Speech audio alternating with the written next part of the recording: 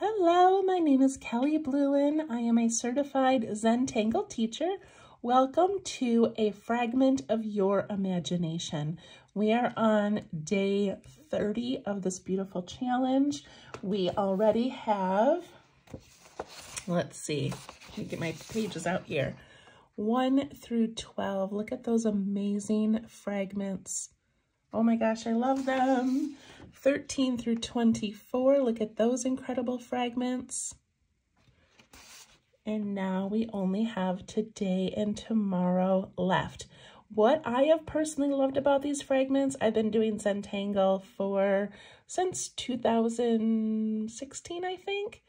And what I love is that I tend to stick to my most favorites in the Zentangle community. They call those your mac and cheese tangles, the ones that you just kind of go back to time and time again.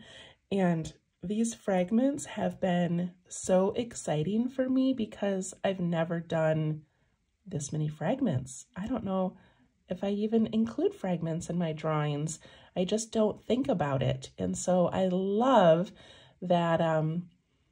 I think I also love that, like, if you're doing a larger tile and you end up with an odd space that's maybe got sort of a triangular form or a seed form, you know you can go back and put any of these in it, or you can create your own fragment. So it kind of gives you that freedom to just play around with empty spaces in the artwork that you're doing. So tomorrow's video, of course, I'll show you number 31, but I may already cut all of these out before we get to 31. I think that's what I'm going to do. So before I cut them, I'm going to flip the paper over and very carefully, like, you know, this is number 1. So when I flip it, it's going to be way over here. But I'm going to cut them out. And on the back, I'm going to write the name of the fragment and the artist. And I'm going to do that to each one. And then I'm going to put a hole punch in the corner, which I know for some of us, it's like, oh no, I'm ruining my art. But to me, this is just a guide and a reference to use later. So I'm excited to have all of these together on one ring that I can sort through and use at any time. So I'll be doing that tomorrow.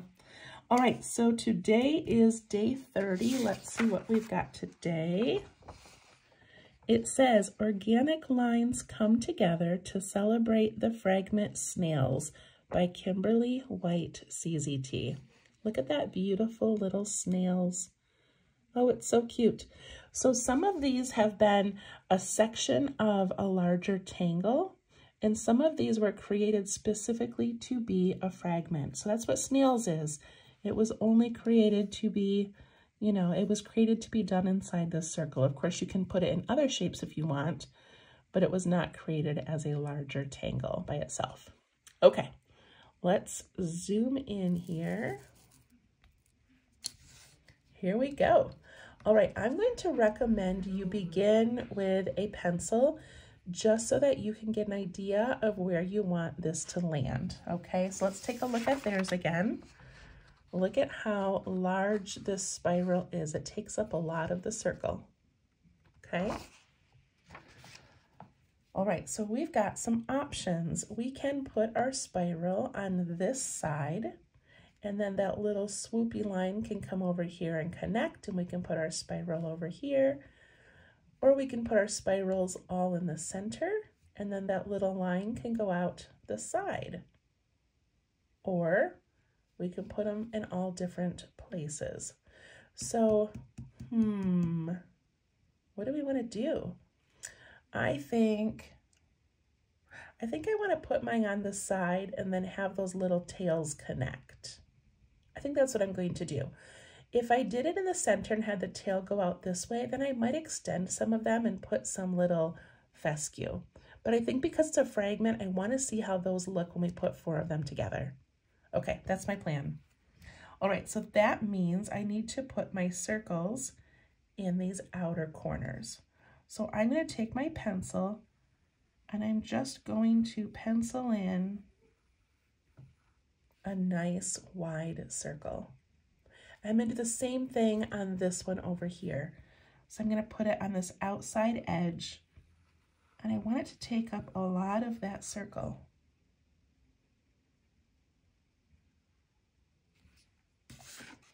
Then I'm going to flip my paper because it's hard for me to draw upside down.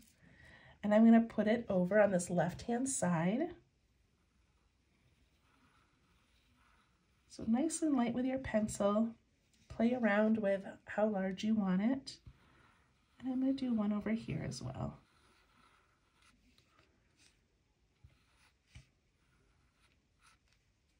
And we can go back and erase these, so don't worry if you've got a lot of lines like I do, it's okay. Okay, I think this is gonna look pretty cool. All right, so we got our circle placed. So we're going to put in a spiral, which is a printemps. So printemps is one of the Zentangle original tangles, and that's how this one begins. So what I'm going to do is I'm going to come up this outside edge here. Okay, I'm going to follow it with my pen. Follow this outside edge. And then I'm going to follow this circle, but I'm going to come in early. And I'm going to create a spiral.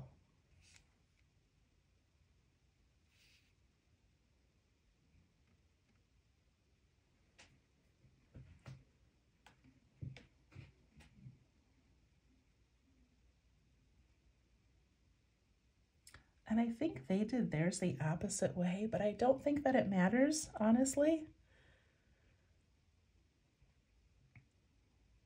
Okay, after I get that initial spiral in, I'm going to aura over the top and then swoop down. So I'm making kind of this like sideways S shape. So I'm going to aura over the top of this and then swoop down to the side.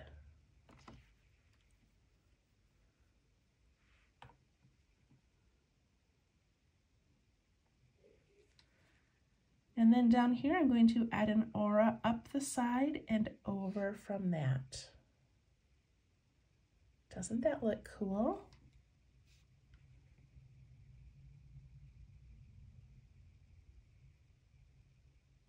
And I did do it backwards. I don't think it matters, but they started their spiral this way instead of that way. And then, you know, you see how this little line here sort of is what comes in and is a continuation. So theirs would be right here. There'd be an opening there. I don't think it matters. I just want to tell you. Let me show you mine versus theirs. Okay. And then the cool detail that they added was some weight. So it's a little bit of thickening.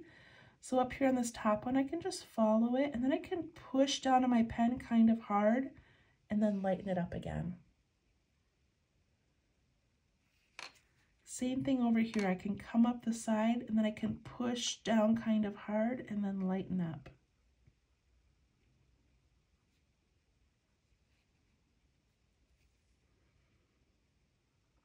Same thing over here. I just like to push down and give that a little bit more ink. And I sort of did it on that top edge of each of these spirals. Isn't that pretty?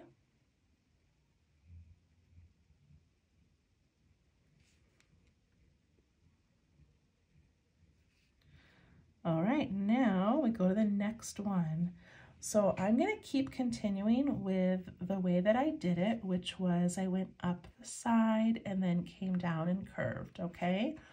So I'm going to go up this side and I'm going to follow that circle, come in early, and make that a spiral.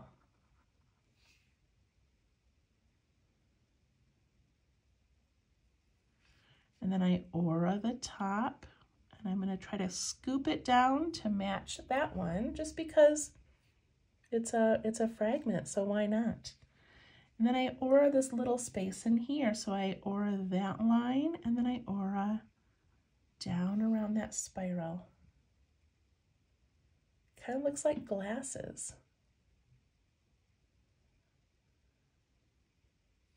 And then we're going to add in some thickening.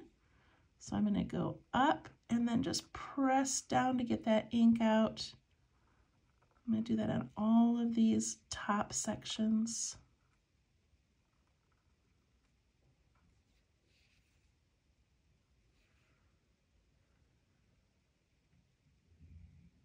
So pretty. Can even add some thickening over here where those meet, and even a little bit under here where we've got that tiny little crevice in there. All right, I'm going to flip my paper over. So for this one, I'm going to do the way that they did it, where they came up from the side instead of on the inside. No, the inside. Okay, sorry, I'm making this more confusing. All right, so instead of making my spiral go up the side and around, I'm going to go through the bottom and curve it, just to show you the difference, even though it's very subtle. So I'm going to follow that spiral or that circle, come in early, and put in the spiral. See, it looks almost exactly the same. But then when I aura the top and dip down towards that center, it just sort of makes this spiral be one continuous line. And then down here, I aura that and I aura that.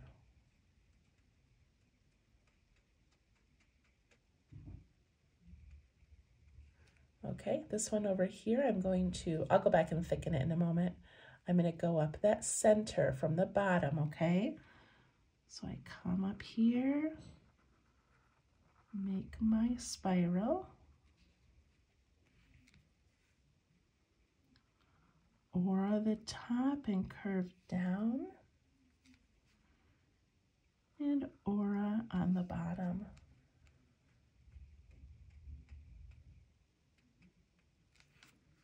All right, I'm going to add that weight or that thickening. And I think the trick to the thickening is having it thick and then a nice, subtle, thin line coming back to meet the original.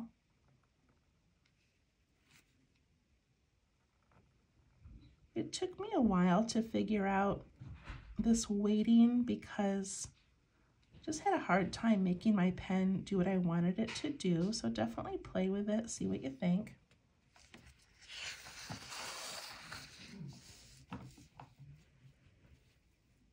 There we go. I think connecting them was super cool. In fact, I want to put that little bit of weighting over here. But it did give it like a little bit of an eyeglasses look. Okay, so now that we've got snails on here, I want to show you how we can do that, not in a fragment, just sort of around. So I'm going to do it in the center here. And I'm just going to start with a dot in the very middle. And that's going to be the center of my spiral. And then I'm just going to let it land somewhere.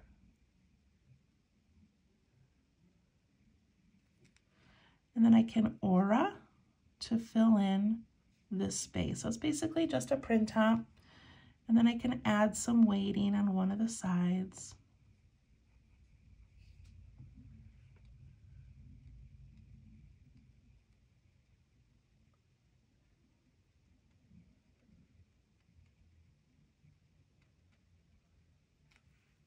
Then I'm going to do one down here just for fun. So I'm going to start with a dot. You don't have to add this one if you don't want. But I'm going to do a print top. But then I'm just going to let it go off to the side.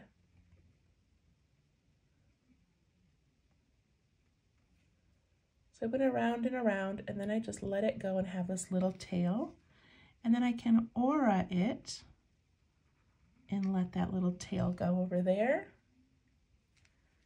And I can aura the inside over here.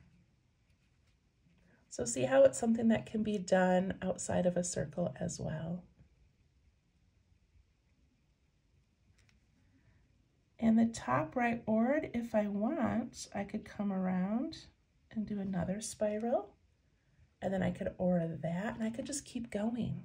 So all of these fragments, all of these tangles, they're meant to be played with.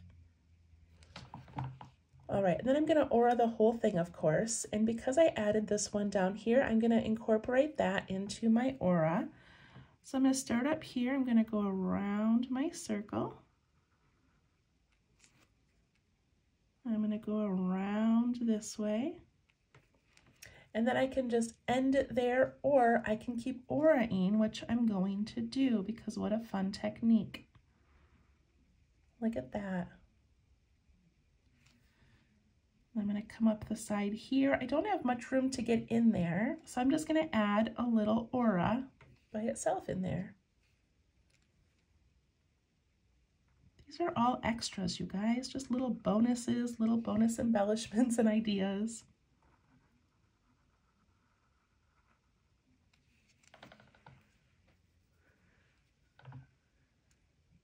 Just like that.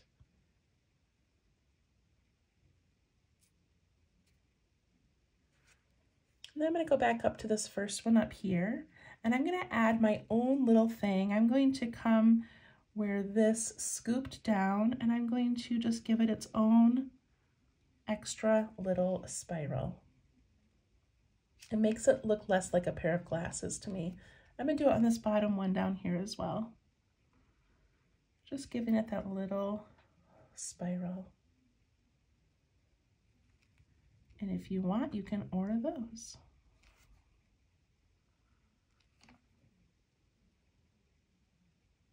Isn't that so much fun?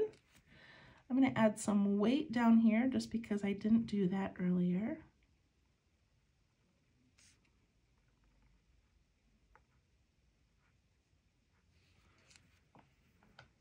All right, there we go. So for shading, I got a loose little pen line there. Okay. So for shading for this one, I'm just going to go into these white spaces, and I'm going to put a little bit of graphite around the spiral where it leads into those white spaces. And then I'm just going to push that out and away. And it just gives that little bit of depth. I can do it around this mini spiral I made as well.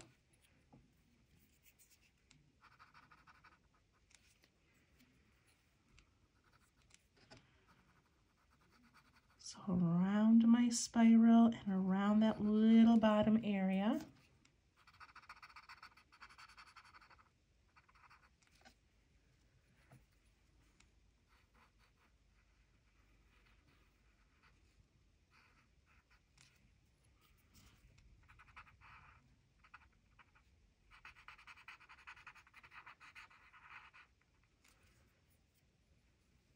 So all I'm doing is adding this little bit of shadow as if these spirals are kind of pulling up and away from that background area.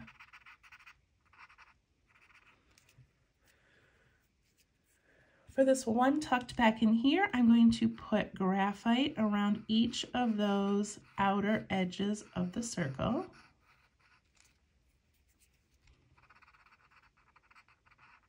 And that just makes that look like it's really tucked down in the background.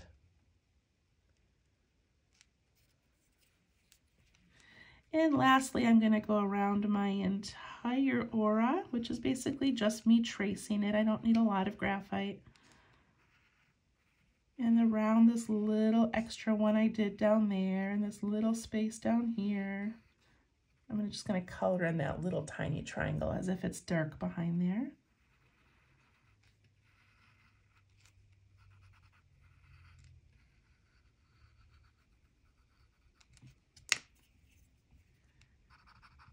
I'm just going to give this whole piece a nice little shadow.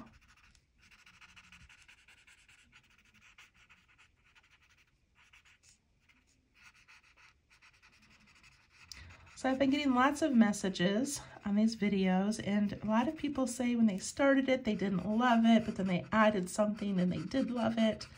So if you ever don't like what you've made, add an aura, add some orbs. I mean, even on this tile here, I could put in a little frame. I could put in some little orbs or more spirals. So always feel free to play and make it your own. All right, oh, I love that. Look at those cool little snails. All right, I'm so excited. Tomorrow is day 31, our last one. And again, I am going to have mine all cut and labeled on the back before tomorrow. Thank you so much for joining me. We'll see you tomorrow. Bye-bye.